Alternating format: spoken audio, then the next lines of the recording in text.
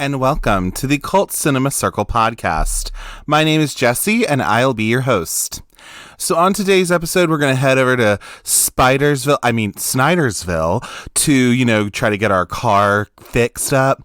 We're also going to, try to maybe enlighten some of the small town folk into what the art of drag can really be.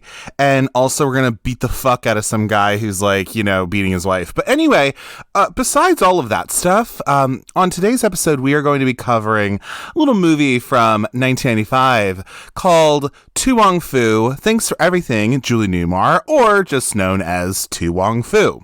My history with this film, the reason I am releasing it, this episode right now is because actually this came out in September. You're hearing this at the end of September, so I thought, why not? But anyway, my history with this film, I think I was tangentially aware of it, I guess, being a little queer person, little queer guy. But, I never really had seen it before until I didn't see it in my youth or anything like that. Seems like it would be kind of fun. And actually, funny enough, I had a friend back in college who actually also really liked this movie, and she would watch it every so often. I never watched it with her, though, weirdly enough, but I was aware of it and knew that, Patrick Swayze's in it, and John Leguizamo's in it, and of course, every drag queen has seen it, all this stuff. But but I probably saw it when it came on to, it was either Tubi or Prime. I think it was Tubi, actually, where it had come up, just randomly. And I thought, what? I've never seen To Wong Foo. And I think by this point, I had seen Priscilla, Queen of the Desert. I had seen that. And I liked that movie. I did an episode early on that. But I was like, all right, well, you know what? Let me watch To Wong Foo now. And now that I've seen it, I love this movie more and more every time I watch it. I just really enjoy it. And I think it's just such a fun film. And, it's Amblin Entertainment, so it's kind of a little bit of a Steven Spielberg movie. He helped produce it, at least his company did. So, and I also think it's just so crazy that in 1995, you could have a movie that literally has drag queens in it. And I don't know exactly maybe what there was an uproar or anything about it, but the fact that you could do that, I just think it's so cool. And I think this movie has a really nice little heart to it, and I enjoy it. And it's why I want to talk about it. I also think it's completely a cult classic. It's completely a cult film where, similar to something like Priscilla, we can get into that a little bit too, of people comparing them. But, I really do think this movie has the love of a lot of queer people, a lot of, drag performers, I'm sure, even though they might kind of bristle at the idea of why are these people never out of drag half the time? But whatever, fine. I just love this movie, and I think it's just so important to talk about, and, I really enjoy it. So as we normally do on the show, we're going to go through some figures of the movie, talk about how it came to be, things like that. And then we'll talk about, the plot of the movie, breakdown of the characters, and things of that sort. So without further ado, though, let's get on to those figures. So To Wong Foo was released September 8th of 1995 and has a runtime of about 105 minutes. This was distributed by Universal Pictures and Amblin Entertainment, which we can get into a little bit later, and we're looking at about a $30 million estimated budget. For opening weekend ranking gross, this came at number 1 with about $9 million made its first weekend, and then overall domestic and worldwide gross for this was about $36,474,193, which was good in terms of at least made its money back, but I think also could be considered a financial flop, I guess, but whatever. And then in terms of ratings, we have about a 45-ish% on Rotten Tomatoes for 44 reviewers, and then 71% with audiences with about 50,000 ratings. So, of course, I think the audiences liked this a little bit more than maybe the critics did. And then a 3.8 out of 5 on Letterboxd, so I think that also just goes to show that the audience of this movie seemed to like it more. For our cast and crew of this movie, so we are looking at Beeban Kidron, who is a female director, but also has gone on to have an interesting advocacy career for children, having advocacy on the internet, apparently, which is really interesting, and having rights and stuff. That's really cool. You can look all that stuff up. But yeah, director of, this movie literally went on to also be like a fancy British like advocate lady, which is great. And then the writer of this movie is Douglas Carter Beane. He is a gay man who came from Broadway, writing stuff on there. This is one of his early things he did, but he's then gone on to do Xanadu the Musical back from 2007, and then also Sister Act the Musical in 2011 on Broadway. He was like the writer of the book, which is cool, of these musicals. For our composer, we have Rachel Portman. She was the composer on The Joy Luck Club, and also Emma, I believe with Gwyneth Paltrow, that one. And then also Steve Mason is our cinematographer. One of his really big credits he had really was Strictly Ballroom, which is an Australian film. And then our editor is Andrew Mondschein, and he did The Sixth Sense. He also did What's Eating Gilbert Grape, and he also did Wide Awake, which is another M. Night Shyamalan movie that has Rosie O'Donnell in it playing a nun. And then in terms of the actors and actresses of this movie, so you have our three leads. Noxeema Jackson, played by Wesley Snipes. Of course, we know him from Blade, but we also know him in White Man Can't Jump, Jungle Fever. He's in Dolomite Is My Name on Netflix, and he's also in New Jack City. Patrick Swayze, rest in peace, as Vita Boheme, who that's kind of a little play on La Boheme, if anything, the opera from back in the day, which also then went and inspired the musical Rent. He is, of course, from Dirty Dancing. Go listen to the episode about Dirty Dancing I did earlier this month. But he's also from Point Break. He's from Roadhouse. He was in Ghost. I mean, all these things. He's an accomplished dancer, accomplished actor. Rest in peace, my dude. Like, you were so cool. Anyway, and then John Leguizamo, who came from the world of stand-up and comedy and everything. He, of course, was in like the Super Mario Brothers movie. He was in Romeo plus Juliet. He was just in The Menu not too long ago. So yeah, he's had an interesting career. He was in Violent Night with David Harbour playing the villain. But yeah, he one of the things he did was he started off playing a drag queen. And then other people, so Stockard Channing playing Carol Ann, who's the abused woman in the town that they visit. Stockard Channing, of course, was in First Wives Club in the beginning. She's, of course, Rizzo from Grease, accomplished, Broadway actress, all this, of course, just being Stockard Channing. Jason London, who is one of the London twins, along with his brother Jeremy. Jason London, he's been in The Rage Carrie 2, Dazed to Confused, this film, all sorts of stuff. He's made a weird little career for himself, be it in like weird sci-fi shark movies, which I fully support. There's that. Chris Penn, who plays Officer Dullard, who he is the younger brother of Sean Penn, I believe. He has since passed away as well, but he was in Reservoir Dogs, Rush Hour, Footloose, things like that. And then Blythe Danner, who is Gwyneth Paltrow's mother. She was in Will and Grace. She's in Meet the Parents, Meet the Fockers, I think she was in too. And of course, just being, literal Gwyneth Paltrow's mom as well. And then also you also have some other random people cameos that are in this movie. So like, you have like Beth Grant from Child's Play 2 and all sorts of other things. She's one of the residents of the town. Alice Drummond, who is like who was an older lady, and she came from the stage, and she plays Clara in the movie, who Noxeema takes a liking to, all that. And she was in and Out as well, which is another little gay movie as well. Michael Vartan's in this movie. He plays a total dirtbag, but he was in Never Been Kissed and all sorts of different things. And yeah, you just have some random ass people who are in this film, like, and then just some people who like, had this movie and then maybe didn't work a ton after it or whatever. But then also some really cool cameos, like, of course, you have a bunch of drag queens like Candace Kane, Miss Coco Peru, Hedda Lettuce, Lady Bunny are all in this. RuPaul is, of course, in this as Rachel Tensions. Robin Williams is in this as John Jacob Jingleheimer Schmidt. That's his literal character name. And we'll get to him in a little bit as well.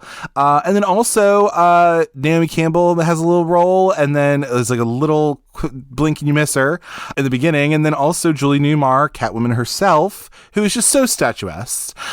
She is at the end of the movie. So, I mean, this movie is so stacked and I kind of love it. So before we move into any kind of a plot summary, breakdown, or character breakdown of this movie, I wanted to go over some production history, how the movie came to be and things like that. A lot of this information I'm pulling from is being pulled from two articles. There's one which is called How Hollywood Heartthrobs and Steven Spielberg Helped Make a Drag Queen Cult Classic from today.com, which was written by Alexander Kala. And then also there was a story in The Advocate by Mitch Cohn, who was involved in the production, and he wrote the amazing story behind Wong Foo for The Advocate back in 2015. So if you want to, go check those sources out. But here's what I'll tell you. So the writer, Douglas Carter Beane, who again is a total homosexual, he originally envisioned this script as like a stage play, which makes sense. But he changed his mind when he realized that putting a car on stage might not be very good. It might not work very well. And so Beane actually was inspired by an anti-gay propaganda film called The Gay Agenda. And on this film, so Beane said that there's a scene where these drag queens are shown going through a town, and the narrator is warning the viewers that these people will take over their town. And Douglas thought, well, that could be fun. Like, that'd be cool. He wrote this script, and that ended up finding its way to a guy by the name of Mitch Cohn, who, again, I just mentioned, wrote the Advocate piece in 2015, but he was working as a development executive at Amblin Entertainment. So he passed the script along to his boss, Steven Spielberg, who, quote, loved it.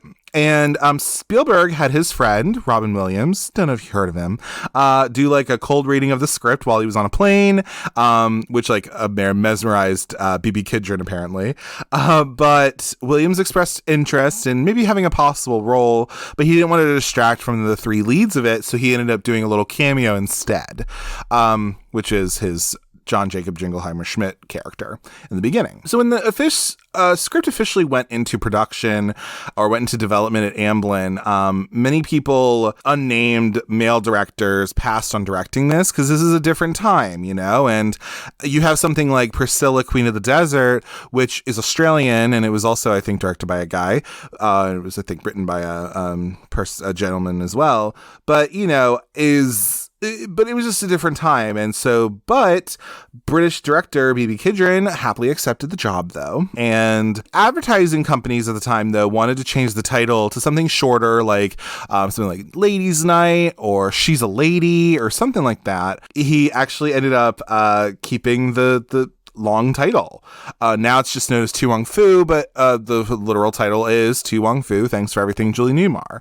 Apparently that came from an autographed photo of Julie Newmar that Beane had seen on the wall in a Times Square's Chinese restaurant in the 80s. So apparently that picture that is a part of this movie was kind of just hanging up in a restaurant in the 80s in Times Square, which is interesting. And Beane has said that Wong Foo is meant to be like a metaphor for God. He's quoted as saying, because you have to be thank God for everything.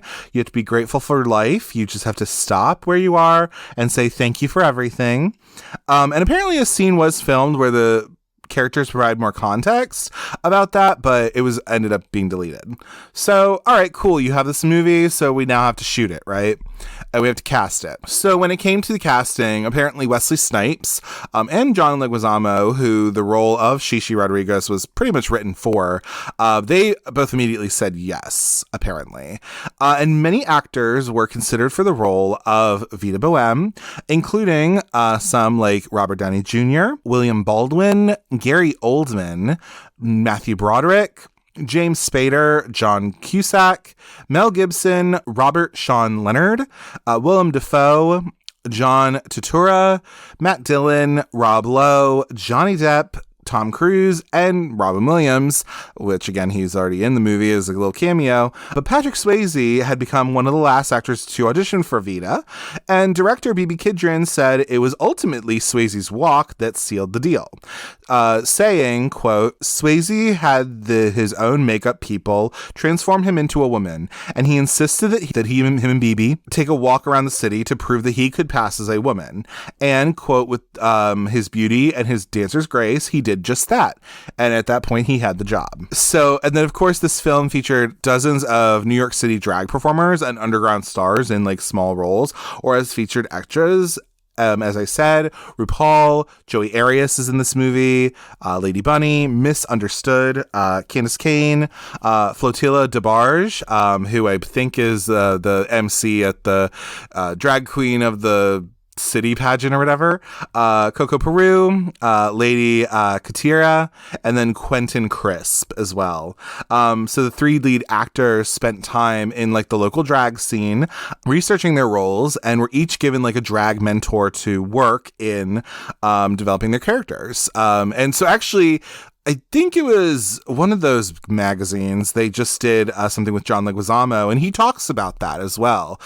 He talks, interestingly enough, he talks about like how with his character, you could tell like, cause he's supposed to be like the more inexperienced queen out of the 3 leads. Right. And so he even said that like he really loved his mentor, but like even his makeup kind of showed the growth, because at the beginning of the movie you see that like Shishi is kind of the most busted out of all of them, like the ugliest one, if you will. Right. But then by the end of it, she's grown in a way where, you know, she's beautiful, you know, and it was very much a deliberate choice to have that kind of makeup change, which I thought was really interesting when he said that.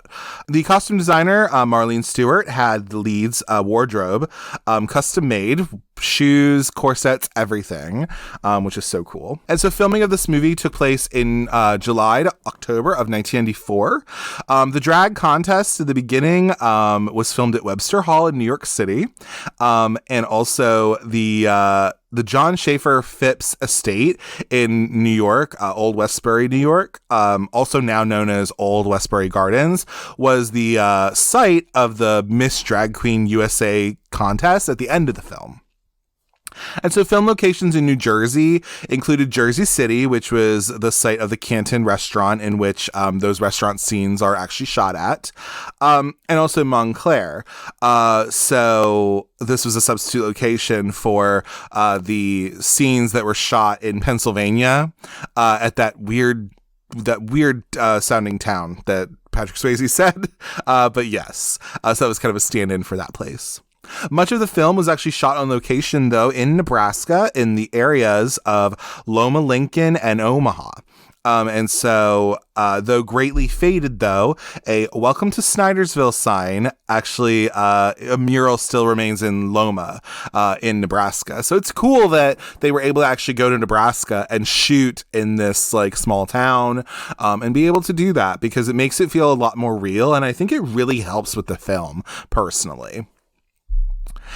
In interviews and recollections with like actors and crew after the film, the production of Wong Foo has been described as a quote tough shoot, partially due to the discomfort that the male leads experienced with like their extensive hair and makeup and costumes, and on location filming and a 4.5 month long shoot also contributed to friction among cast and crew, which is to be expected, of course. You know, it just happens that way. But if anything, it ends up, you know, working out in the end. It's never easy to be in drag anywhere. And the fact that you're in it in the middle of this town, in the middle of nowhere, kind of, that has to be kind of weird. A scene apparently involving the drag trio dining in a McDonald's was scrapped, apparently after the company told the producers that they did not want to be associated with drag queen culture, which is kind of sad.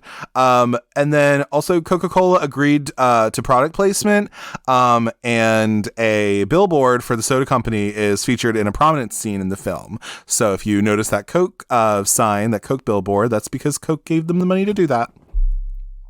So then, of course, the Australian movie, The Adventures of Priscilla, Queen of the Desert, check out my earlier episode about that one, I love that movie, was released in 1994 and became like an international and critical hit, right?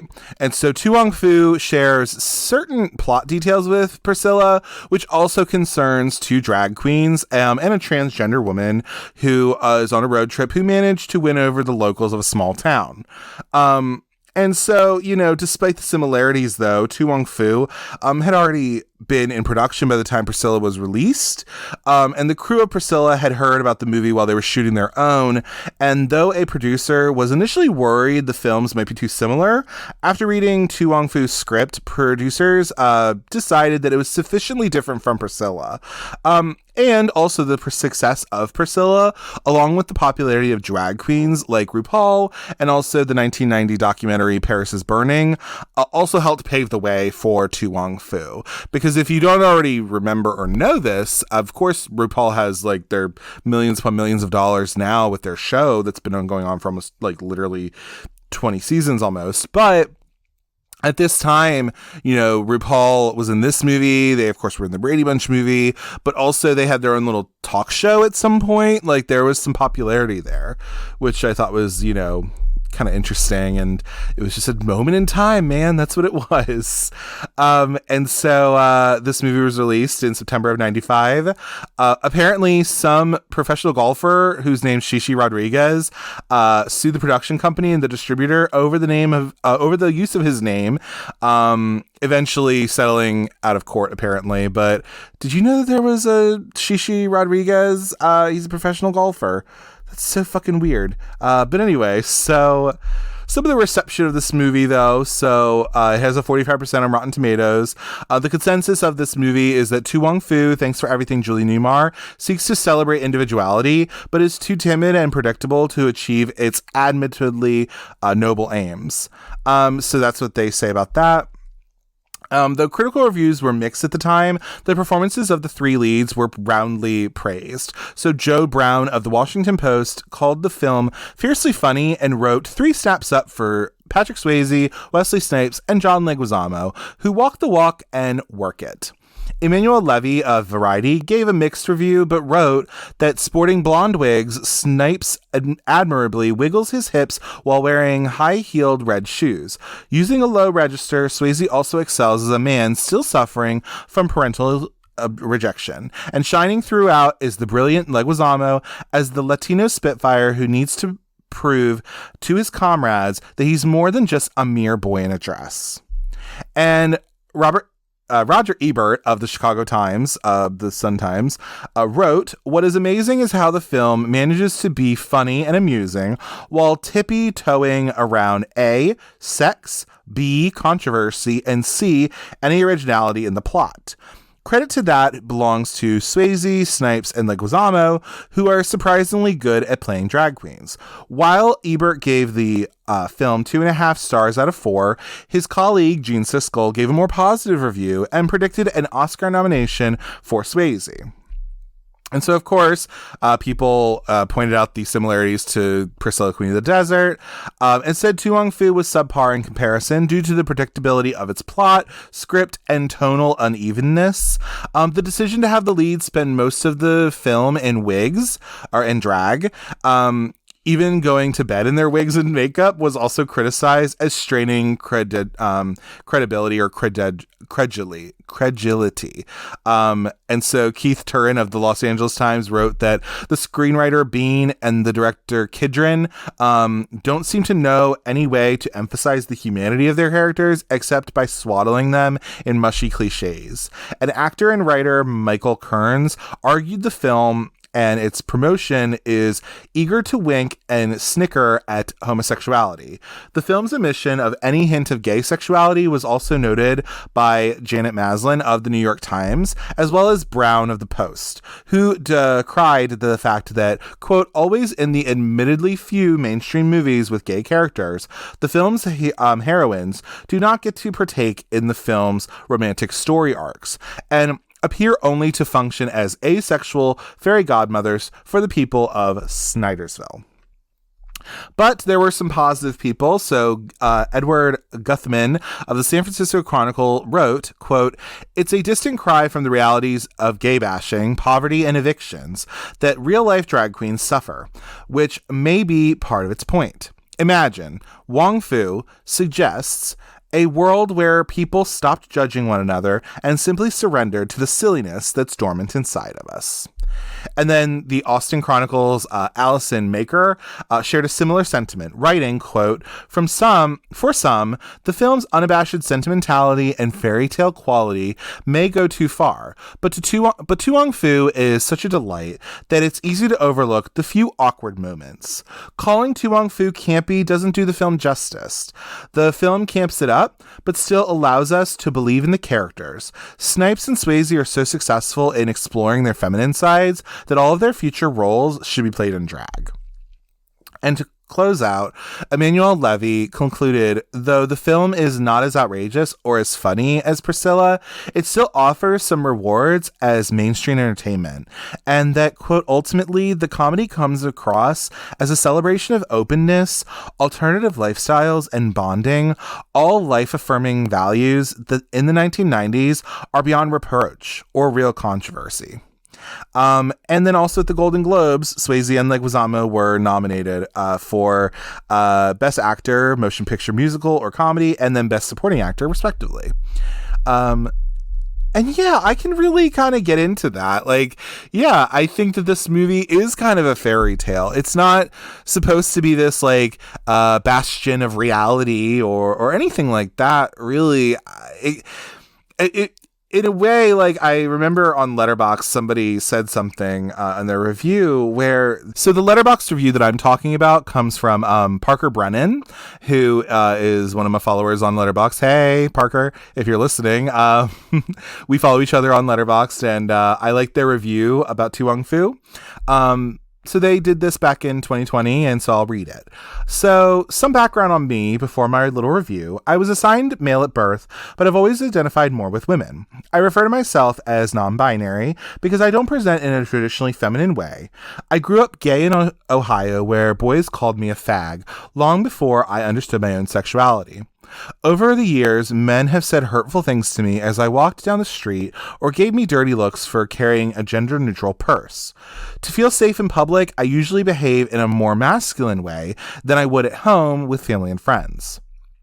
All these things considered, I found myself so stressed watching To Wong Foo, with a little emoji. I can't say I believe that most inhabitants of a small town in America would take so kindly to drag queens. This movie came out in 1995, and even 25 years later, I still think the towns around me could be frightening places to obvious queer people. Somehow, most of the characters in To Wong Foo are more open-minded and kind than I'd ever have suspected. It's really quite charming. To make sense of it all, I think of this film as taking place in its own alternate world. I hope the next time I watch, I can enjoy how sweet and or unrealistic the eyebrow-raising elements of the story are. I mean, I should have known that this would be a huge departure from reality when the queens take off from New York City for LA, dressed in full drag the whole time. All the fabric, pads, makeup, and wigs, accumulating perspiration for all the hours of the day. I'm a firm believer that one should dress comfortably for a road trip, but of course, who wants to look at sweatpants instead of fabulous costumes?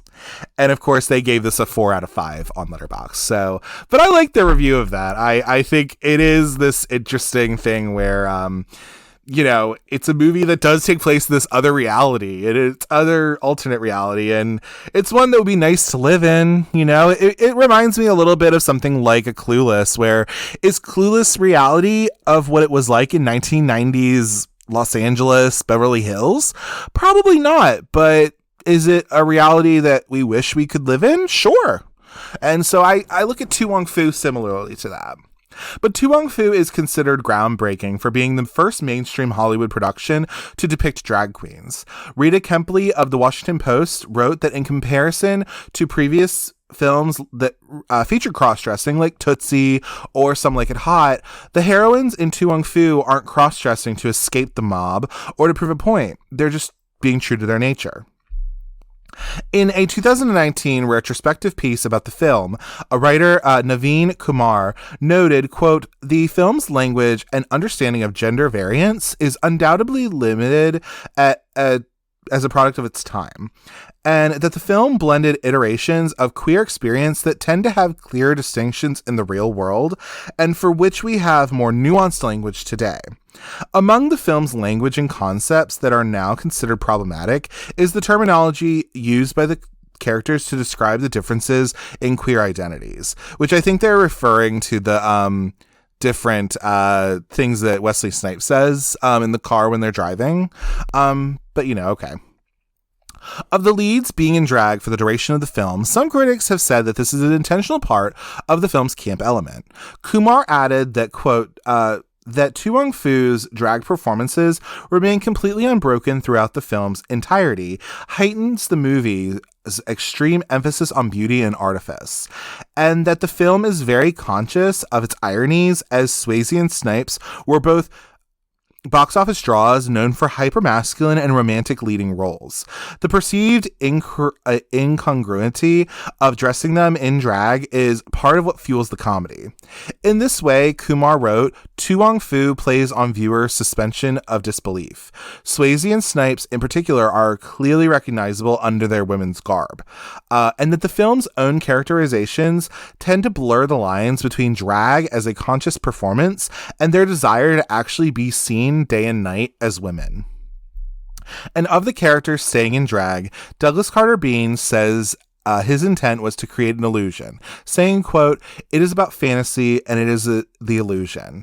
It's about the work that goes into the art form. It was never meant to be an absolutely truthful documentary look at drag. The fantasy element can also be seen as perpetuating an idea that transgender identity is nothing but make-believe. And of course, one of our drag queen friends, Alaska Thunderfuck, said that what the film does best is that, quote, the camaraderie between the girls, the way they look out for each other and protect one another. The movie also illustrates the transformative power of drag. It helps people become empowered no matter where they come from or what kind of life they lead. And so, again, for all that being said, I just think all of that to be said, though, I just think this movie is such a fun little escape for people. It's something that has a nice, fun, happy ending, and I think is just enjoyable. And it's true. It's not a hard-hitting look at what it's like for drag queens in America or for queer people in America. It's not about that. It's about more so just how, people can learn from one another and be able to grow and to be able to, they're just able to become something better than they were before, I guess, and that's what I think a big part of this movie is, because all three of these actors and all three of these queens in the movie, I think they become changed by the end, and they get to have that, and I just think it's such a good little story. It's just fun, it's enjoyable, and it's a PG-13 movie, so it doesn't get too raunchy, and I just can really appreciate it, and I definitely think that it's just something to also just marvel at the fact that a movie that had drag queens in the main parts in 1995 could even be made. And I think that's super lit, because we're still having issues of that today. And to get on some sort of a soapbox, I mean, the fact that nowadays we have states trying to outlaw drag and to, repeal any sort of queer rights that we have. I mean, that is horrible and disgusting and reductive, really. And I fucking hate that. And I just think, if anything, we're all similar, and queer people are just like anybody else. We're not trying to get anything different. We're not trying to get any special treatment. We're just trying to live our lives and not be murdered, by people who hate us. And I think Wong Foo is a great example of a movie that was not afraid to be out in the forefront. And I just fucking love this movie. Like, I just think it's so good. And I think it is absolutely, there's a reason I think why queer people like it a lot. And they have this level of comfort with it and a level of admiration for it. I think, you know, you're welcome to disagree with me, I guess. But, you know, I think if you're listening to this, I'd hope that you like this movie just as much as I do. But yeah, with all that being said, though, I'm going to get off my little soapbox, though, but we're going to move into a bit of a plot breakdown, a character breakdown of To Wong Foo. Thanks for everything, Julie Newmar. All right, so we'll go through a plot summary of this movie, and we'll kind of break down some of the scenes as well. So I'm going to do this real quick. I'm just kind of ripping this right off of good old Wikipedia. But if you need like a plot summary of this movie, so after tying for the win in New York City's Drag Queen of the Year contest, Noxeema Jackson, played by Wesley Snipes, and Vita Boheme, played by Patrick Swayze, win a trip to Hollywood to take place in an even bigger Miss Drag Queen of America pageant. Before they depart, Vita persuades Noxeema to take along the inexperienced drag princess, Shishi Rodriguez, played by John Leguizamo, as their protege. They initially refer to him simply as a boy in a dress rather than a full-fledged drag queen. And so to do this, they cash in their plane tickets to a friend, John Jacob Jingleheimer Schmidt, played by Robin Williams, which in reality is the title of a song. And so they use the money to buy a yellow convertible, a 1967 Cadillac DeVille. They set off for Los Angeles in it, carrying with them an iconic autographed photo of Julie Newmar, signed To Wong Foo, thanks for everything, Julie Newmar, that Vita took from a restaurant wall. While on the road, they are pulled over by Sheriff Dullard, who hurls racial slurs and then forces Vita out of the car and tries to sexually assault her. Vita strikes him and he is knocked unconscious. He is presumed dead and the queens drive off. At a rest stop, they recover from the incident, but their car unfortunately breaks down. So Bobby Ray, played by Jason London, a young man from the nearby small town of Snyderville, happens to pass by and gives them a ride to a bed and breakfast inn. So the inn is owned by Carol Ann, played by Stockard Channing, and her abusive car repair husband, Virgil, played by Arliss Howard.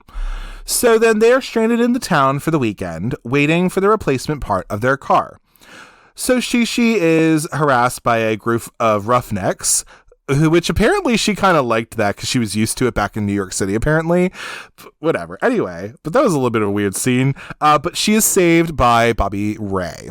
And while volunteering to help with the town's strawberry social, they decide that the town's women need a day with them, getting their hair done, picking out new outfits, and talking in a cafe. And while searching for the new outfits, they are ecstatic to find that they found vintage fashions from the 1960s in the town's clothing store and give the female residents and themselves a makeover, which that is one of my favorite scenes where Wesley Snipes is just going crazy for these like vintage fashions and this like fringe, it's fringe. It's so good. It's hilarious. Following their makeover, they are abused by the same roughnecks that attempted to harass Shishi, which also Michael Vartan is a part of. Fed up, though, Noxeema handles the situation in a typically New York City manner, where she does grab, I think, Michael Vartan by the balls and teaches their ringleader a lesson in manners. Vita, Noxeema, and Shishi do what they can to be positive, and they set out to improve the lives of the townspeople, offering assistance in organizing the strawberry social. While this is all happening, Sheriff Dullard is ridiculed by his colleagues, who believe he was beaten up by a girl, and he then goes in search of the drag queens, which, oh my god, those are some funny scenes. So Vita becomes acutely aware of Carol Ann's abuse at the hands of Virgil, and one night decides to intervene and beat up Virgil before throwing him out of the house. Carol Ann is able to repair their car, but they remain for the strawberry social. And Carol Ann reveals to Vita that she knew that she was drag queen all along due to her Adam's apple. And so then Virgil runs into Sheriff Dullard at a bar, and they realize that the newcomers are the same people that Dullard has been searching for.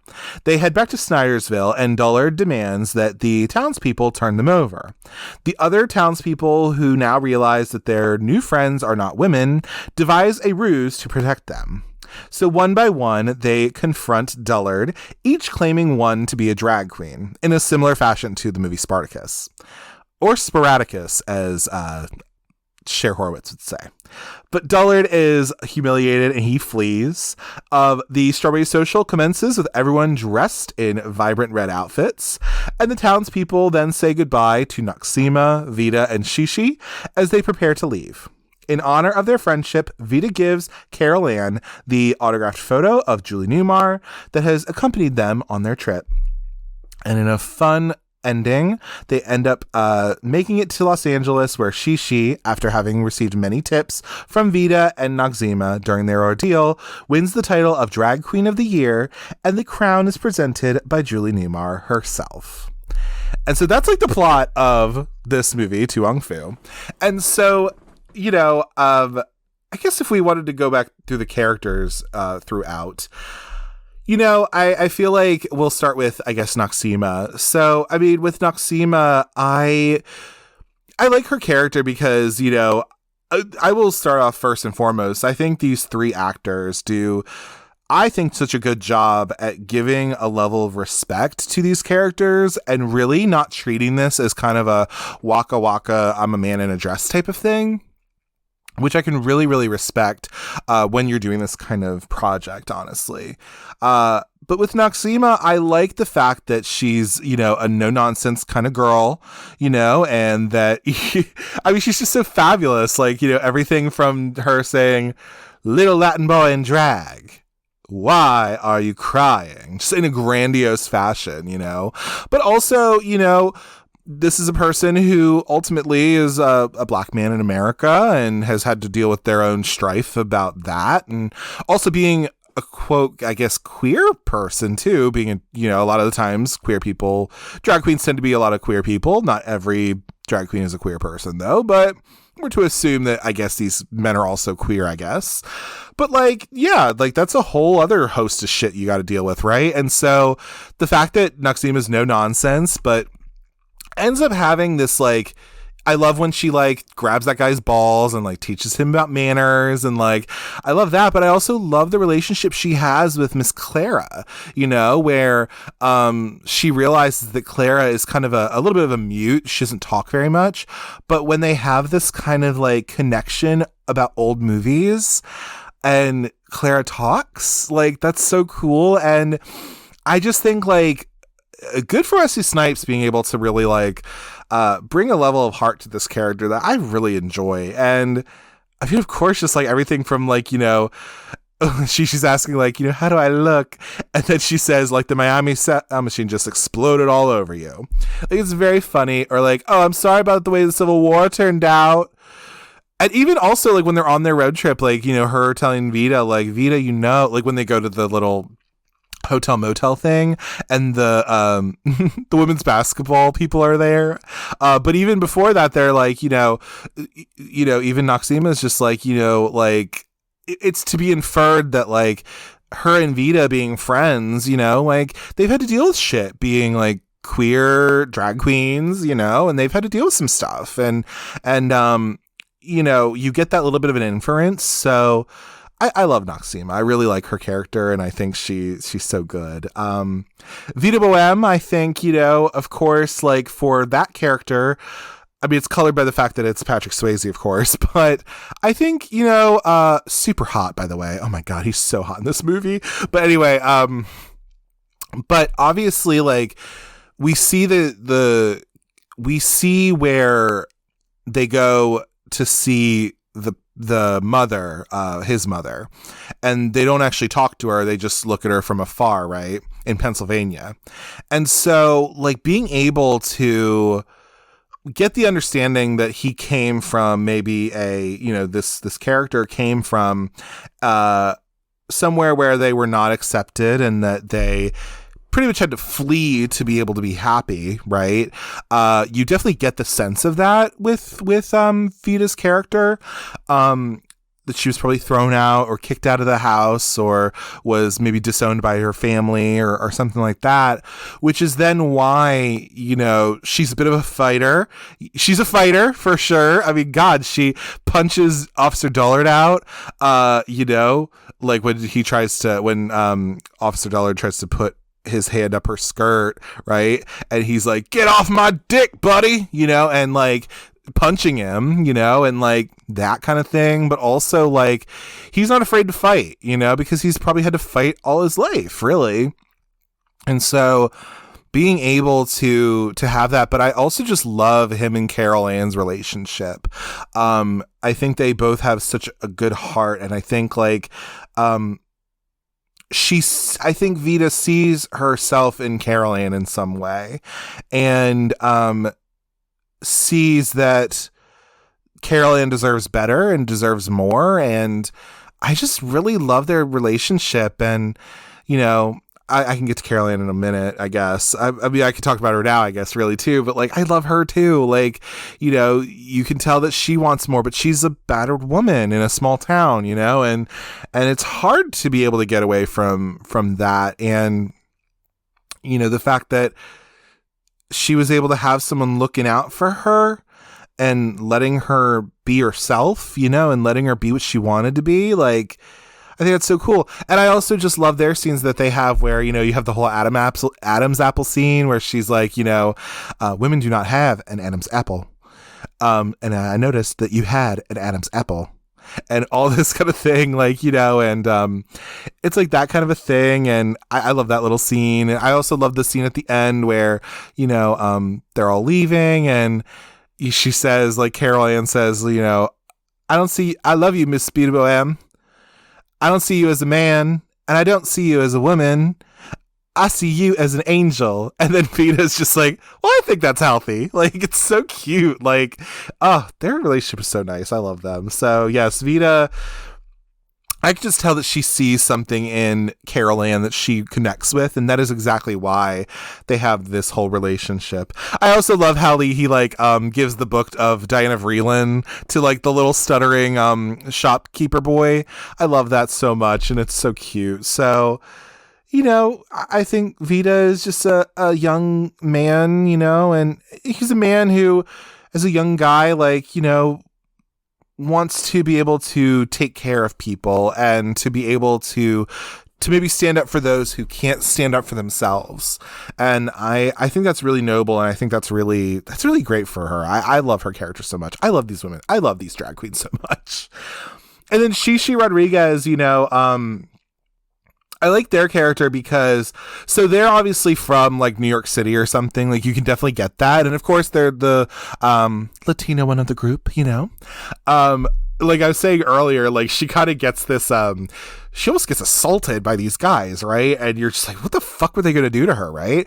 But I feel like she's used to it, right? Like it seems like she's kind of like, you know, she likes that kind of roughneck guy who might, you know, throw her around a little bit or something. But like, this is very dangerous, obviously, and I'm not making light of that at all, of course, but like it's kind of played for like, you know, she's very much used to this. She's grown up in like the streets of New York. Yeah, she's grown up in New York, so like she's nobody's fool either, and whatever. I also kind of like how she also, because she's the youngest one of the group, and she's also the kind of the most inexperienced in a way, but like I like that she kind of also, you know, kind of claps back a little bit at some of the queens, you know, like clapping back with Vita being like, why are you getting involved with other people's stuff, you know, and like, I'll tell you why, you know. So, and of course she falls in love with like Bobby Ray, right? And so like, of course, who wouldn't? But like, when she realizes that like, and I also don't know if like we are to assume that she might be like a trans person or whatever. I'm not getting into all of that because like, I don't know, I'm not a person who's trans, and I don't have anybody on this episode who is. So, but like, you know, But the fact that she like falls in love with Bobby Ray, but she doesn't want to tell him. They're like, oh, hey, by the way, but like, but I think that like she falls in love with somebody who treats her right. But I love the fact that with Shishi, she understands that like she loves him so much because he treats her right? But also she realizes she's mature enough, or she becomes mature enough to understand that if she cannot be 100% truthful with him, that she should not be with him.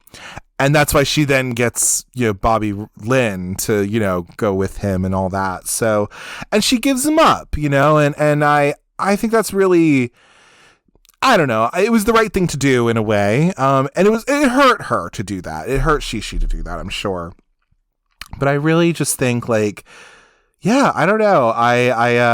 I feel like with her, like, I love her little arc as well. And I also like the fact of like hearing from John Leguizamo that like, a choice in how she did her makeup was a deliberate choice in like showing her growth and showing her becoming more seasoned and more experienced in drag. And I thought that was a really interesting touch as well, and yeah, I really liked that. But yeah. And then I guess the other person we could talk about as well, who's kind of the other character, is Sheriff Dullard. And Sheriff Dullard, I think, if anything, like, he's of course like kind of the cartoonish villain of the whole piece, right? And so, but of course, the one thing that of course, like him getting knocked out, him just using those slurs, I was like, what the fuck kind of movie is this now? But anyway, but there was that, but also like him getting punched out by Vita is so funny. It's so good. Don't quote me, but I think this one is deceased. It's so good. And this movie is so quotable, by the way, too. Oh, it's amazing. But like the fact of like some of these people, like,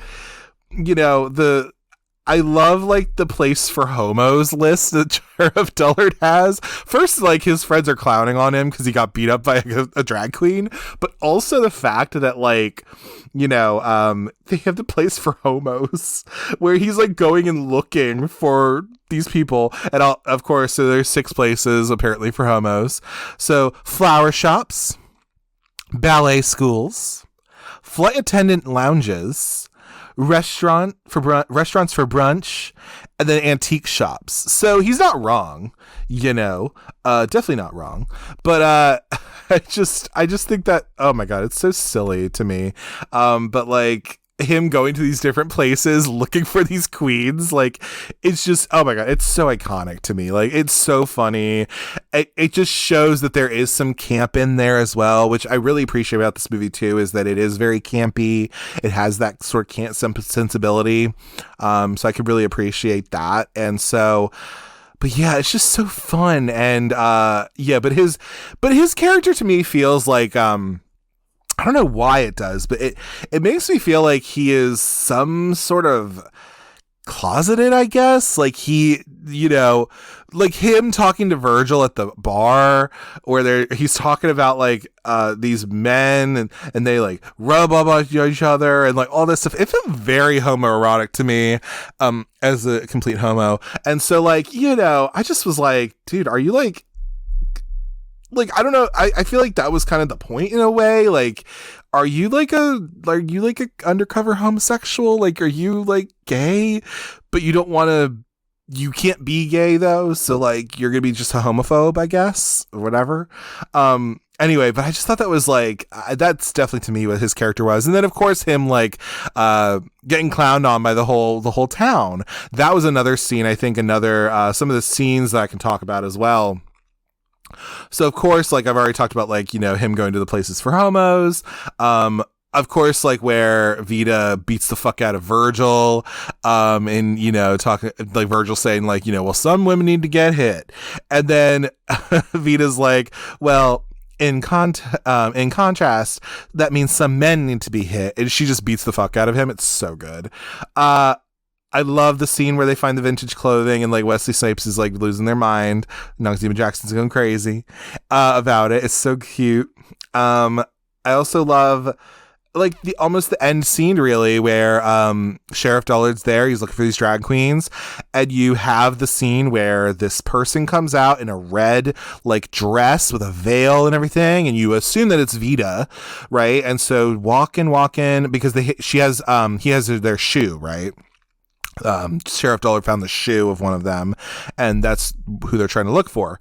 And so this person comes out in this like red dress and everything like that, and then it ends up being Stockard Channing, Carol Ann, and she's like, I believe that shoe is mine. And then each one of them says like, you know, I am a drag queen. And just having Stockard Channing saying I am a drag queen honestly just made my day way better. But anyway, so like I thought that was so fun, and yeah, just like everything, like their little performance, like at the Strawberry Social, like at the end where, you know, Sheriff Dullard is kind of like laughed out of town, and like, you know, Virgil's out of town and everything. And, you know, they get to have this like performance to turn it out from LaBelle.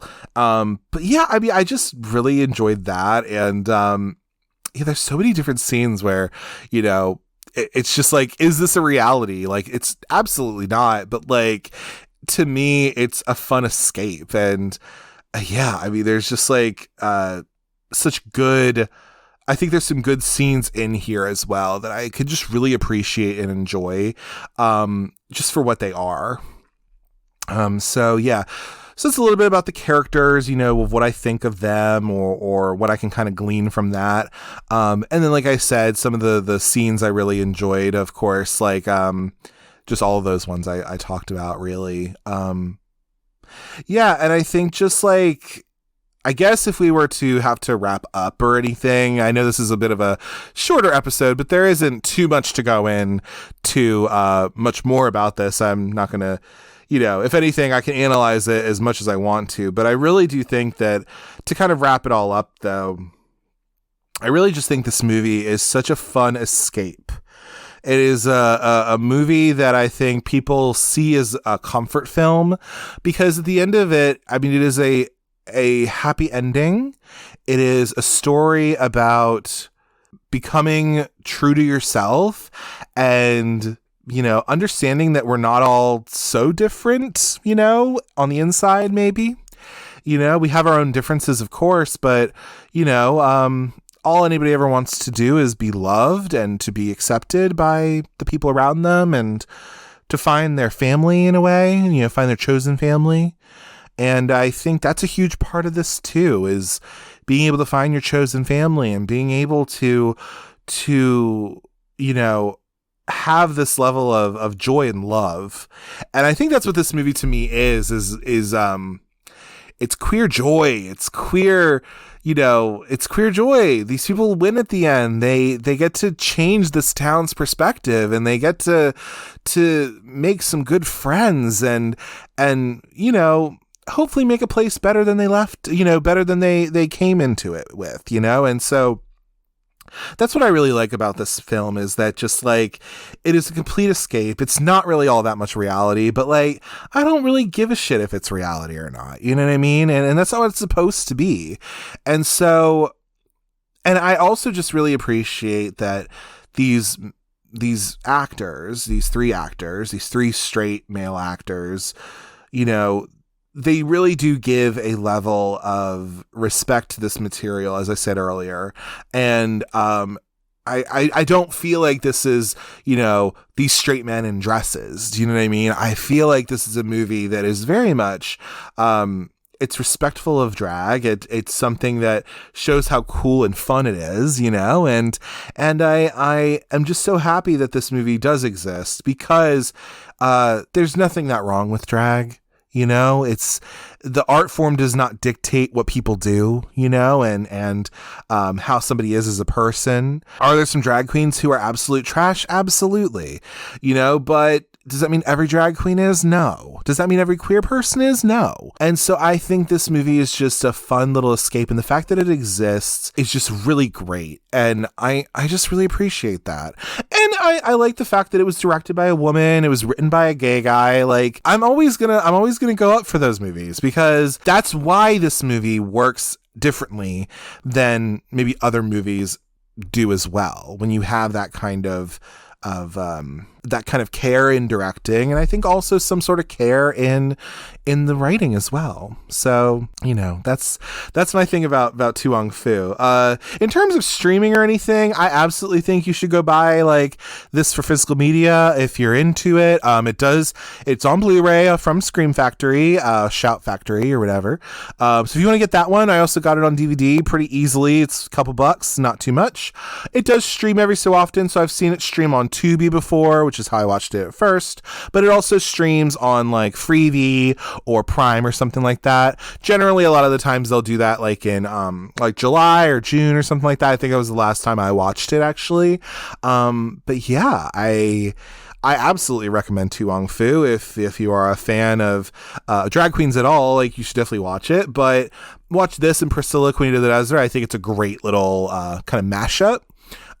Because of course they're similar stories, but they are ultimately different enough where I could really appreciate both of them. I used to say, I think I like Priscilla a little bit more than To Wong Foo, but I think now in the situation I'm in a position where I actually really like these movies both a lot, really, for all different reasons. And who knows, maybe I like To Wong Foo just a little bit more. I don't know. It's a weird thing, but I ultimately love these movies both so much. And To Wong Foo is I think it's such a great film, and to those who like queer cinema and to those who like cinema that's a little different than, the regular mainstream stuff, like, I think it's definitely worth your time. It's definitely worth a watch.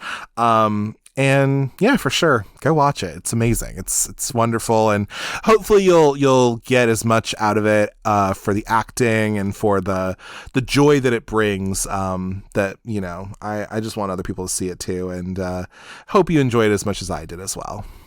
As always, if you'd like to get in touch with me, you can do so via email at cultcinemacircle@gmail.com in case you want to give any movie or episode recommendations, give feedback on the show, or if you'd like to just say, hey, I'm open to all of it.